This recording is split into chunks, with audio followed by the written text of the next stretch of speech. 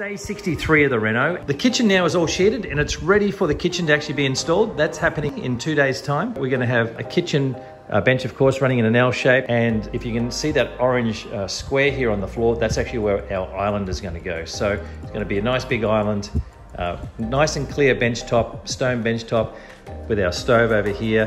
Fridge is going to go in this corner, our sink over there. Overhead cupboards. And we've now created a window. There's going to be a bench that's going to run all across there in that L shape. But this bench here is going to have a couple of chairs there, and there's going to be like a little work area. So someone can sit there with a laptop, look out the window in the backyard and so on. This old kitchen window is being removed and it's going to be replaced with French doors. So it's going to really open up this back area here. And we've actually got French doors opposite it. They're not installed yet, of course. And that's going to actually open onto our al fresco area that's looking out to the north and getting all that beautiful sunlight. So it's going to be really breezy. It's going to be lovely and open, and it's going to be a very nice family home.